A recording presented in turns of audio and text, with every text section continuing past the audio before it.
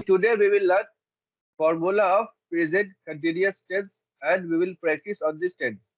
Present continuous tense आज हम पढ़ेंगे। उसकी अलामत पहले समझ लीजिए। अलामत है रहा हूँ, रहे हैं, रही है।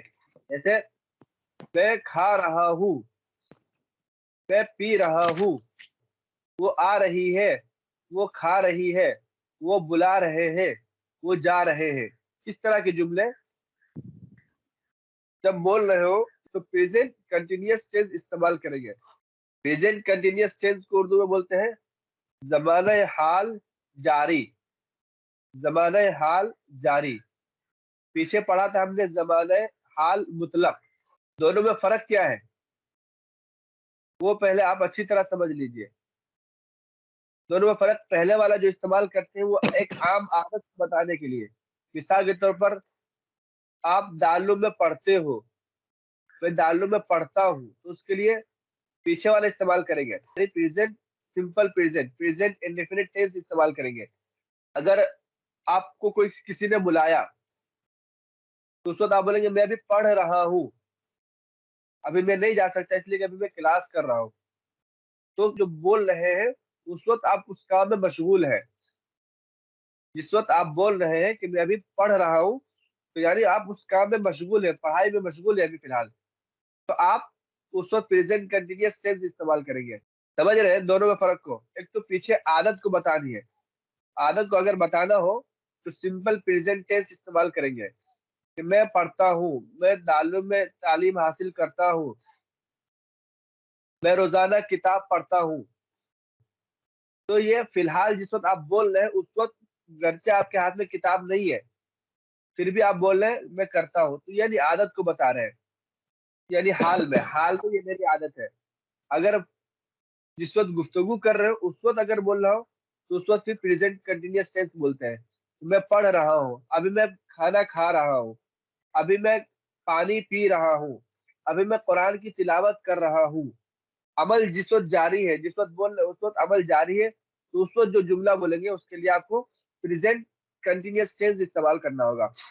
तो प्रेजेंट सिंपल कब इस्तेमाल करेंगे और प्रेजेंट कंटिन्यूअस कब इस्तेमाल करेंगे ये आपको वाज़ेह होना चाहिए।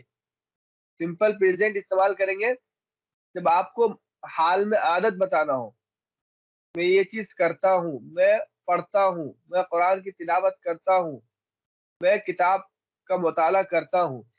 और अगर जिस वक्त आप बोल रहे हो उस वक्त उस अमल को बताना हो तो फिर आप प्रेजेंट कंटिन्यूअस टेंस इस्तेमाल करेंगे। तो दोनों की अलामत समझ में आ गई। वहां है मैं पढ़ता हूँ, खाता हूँ, और यहाँ पर है मैं पढ़ रहा हूँ, मैं खा रहा हूँ।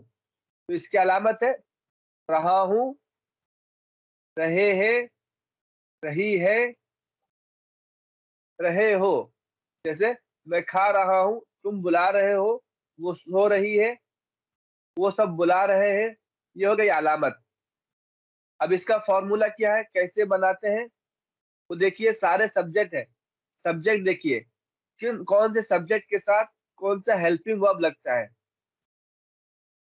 यहाँ पर तीन चीज आपको ध्यान में रखनी है, सब्जेक्ट, हेल्पिंग वर्ब और वर्ब की कौन सी शक्ल। ये तीन चीज, कौन से सब्जेक्ट के साथ कौन सा हेल्पिंग वर्ब लगेगा और वर्ब की कौन सी शक्ल आएगी, ये आपको फोकस करना है। प्रेजेंट इंडेफिनिट टेंस में दो तरह के हेल्पिंग वर्ब थे, लेकिन प्रेजेंट कंटिन्यूअस टेंस में तीन तरह के हेल्पिंग वर्ब है। आई के साथ एम लगेगा, और वी यू दे प्लूरल, इनके साथ आर लगेगा। ही शी इट सिंगुलर, इनके साथ इज लगेगा। ठीक है। और इन तमाम के साथ जो वर्ब आएगा वो वर्ब आईएनजी के साथ लाएंगे। वो आपकी पहली शक्ल होगी और उस पर आईएनजी लगाएंगे। वो आपकी पहली शक्ल, उस पर आईएनजी लगाएंगे। जैसे देखिए आप यहाँ पर स्पीक, स्पीक है तो स्पीक फर्स्ट फॉर्म हो गया। तब मैं कैसे बोलूंगा? आई, आई के साथ हेल्पिंग वर्ब क्या है? Am, I am. उसके बाद वर्ब की पहली शक्ल स्पीक, वर्ब की पहली शक्ल पर आईएनजी लगाएंगे, ING, speaking, I am speaking. उसके बाद आपका ऑब्जेक्ट लिखा हुआ यानी कोई चीज लगा देंगे, आई एम स्पीकिंग इंग्लिश। ऑब्जेक्ट को यहाँ पर बोलते हैं मफूल। ऑब्जेक्ट का मतलब है मफूल। आई एम स्पीकिंग इंग्लिश, मैं इंग्लिश बोल रहा हूँ। आई एम स्पीकिंग इंग्लिश, मैं इंग्लिश बोल रहा हूँ। इसी तरह वी ले लीजिए, तो we are speaking, we are, we के साथ आर लगता है, वी आर स्पीकिंग इंग्लिश। इसी तरह यू के साथ भी आर लगेगा, you are speaking English. They के साथ आर लगेगा, they are speaking English, plural यानी जमा के साथ। हामिद एंड खालिद, फातिमा और राशिदा, दो कम से कम दो लाएंगे। Hamid and Khalid are speaking English. उसके बाद देखिए नीचे ही है, ही के साथ क्या लगता है, इज लगेगा। He is, he is speaking English language, he is speaking English language, वो इंग्लिश जबान बोल रहा है। She is speaking English language, वो इंग्लिश जबान बोल रही है। रीड, रीड वर्ब लीजिए, तो she is, she is reading a book, she is reading a book, वो एक किताब पढ़ रही है। ठीक है, उसके आगे देखिए इट, इट इज क्राइंग, वो चिल्ला रही है, बिल्ली चिल्ला रही है। इट इज क्राइंग, वो चिल्ला रही है। इसी तरह सिंगुलर यानी एक, तो Fatima is reading a book, Fatima एक किताब पढ़ रही है। तो आपको जहन में रखना है कंटिन्यूअस टेंस में हेल्पिंग वर्ब क्या है, am are is helping verb है। प्रेजेंट कंटिन्यूअस टेंस में एम आर इज, एम लगता है फर्स्ट पर्सन के साथ यानी मुतकल्लिम के साथ, सिर्फ मुतकल्लिम सिंगुलर के साथ, एम आई एम। और आर लगता है तमाम प्लूरल के साथ, तमाम प्लूरल के साथ। और सेकेंड पर्सन सिंगुलर के साथ, तमाम प्लूरल के साथ। जैसे वी भी प्लूरल है, दे भी प्लूरल है।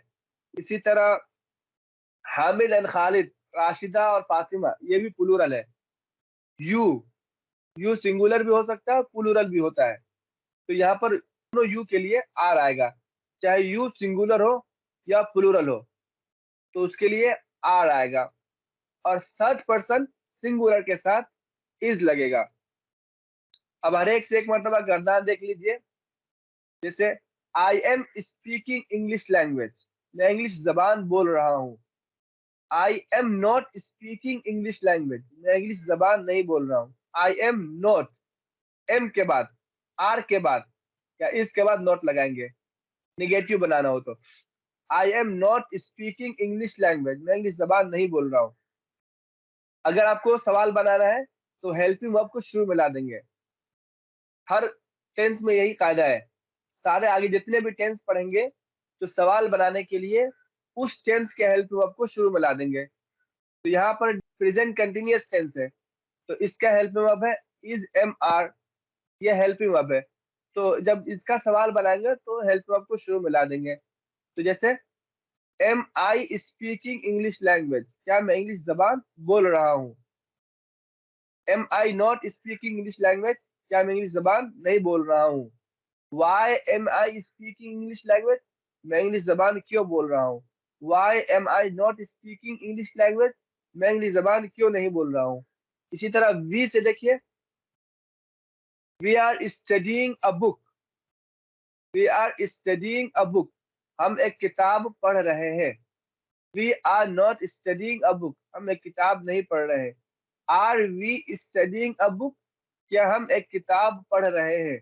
Are we not studying a book, क्या हम एक किताब नहीं पढ़ रहे हैं। Why are we studying a book, हम एक किताब क्यों पढ़ रहे हैं। Why are we not studying a book, हम एक किताब क्यों नहीं पढ़ रहे हैं।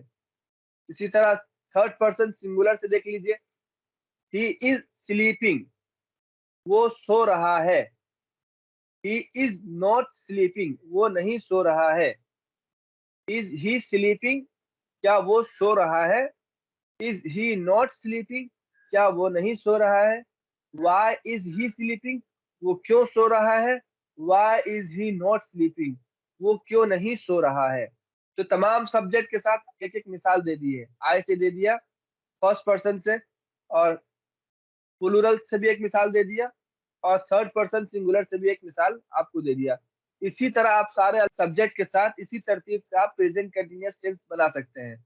तो आपको दोनों प्रेजेंट सिंपल के हेल्पिंग वर्ब को भी याद रखना है, और वहां पर वर्ब की कौन सी शक्ल इस्तेमाल हो तो वो याद रखना है, और यहाँ पर प्रेजेंट कंटिन्यूअस टेंस में कौन सा हेल्पिंग वर्ब इस्तेमाल करते हैं और वर्ब की कौन सी शक्ल इस्तेमाल होती है वो याद रखना है।